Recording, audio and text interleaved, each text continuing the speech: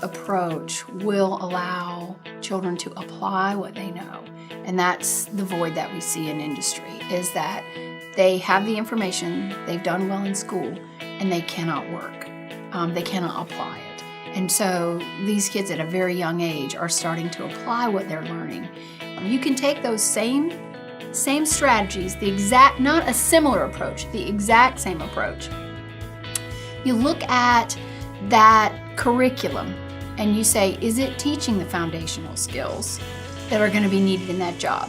And it's a really good way to make that crosswalk and say, we're teaching the information, but we're also teaching the strategies and skills. Like, how do you apply that information? Industry was finding so many people came out, 2 people had the same piece of paper, they weren't able to do the same thing. So they needed to drill it down to what are the exact skills, what can you do? They're not interested in can they do algebra. What they need to know is, look, people have to find the radius for this, and we have to put this in the exact right spot based on this formula.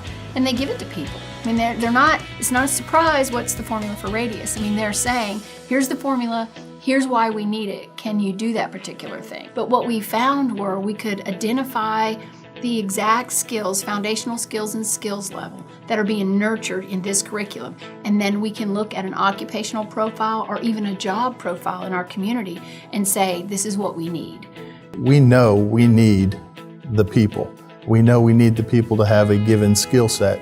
The one way that we can do that is to try to cultivate it and work with the schools to help them understand not only what we do, but what we will need now and in the future. That initiative has been ongoing for several years now, and it seems to be picking up speed.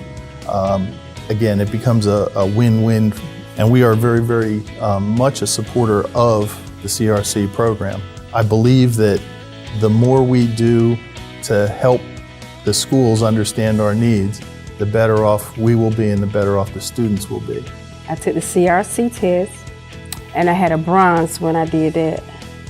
Where the bronze, you don't have that many choices to choose from as far as moving up the ladder. You could either be a PSO or I could be a trimmer, which trimmed the parts for the job. So I wanted to do something better because I didn't want to be doing that all the time. So I went back and took the CRC test, and my math was the hardest thing for me. So when I took the test and when I got the score back, she said, "You made a gold on your math," and I was like, "What?" I couldn't believe it, but I was determined. I don't just want to be down here.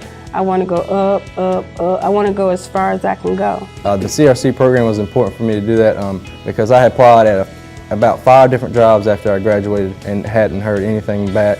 And after learning about this career readiness certificate program, I took it and I applied. The first place was applied out here with that, and that's the first time I got a call. One of the things that we've also done is partnered with the STEM East initiative is on CRCs, Career Readiness Certificates. We are one of the original companies here in Lenoir County that became a proponent of CRCs. In fact, if you want to work at West, you have to have a CRC. It's important to us because it's a uniform measurement stick that it's kind of your SAT for the people going to the workforce.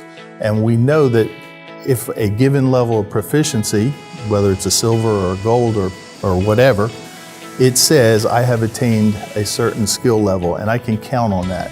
Just be determined to do whatever.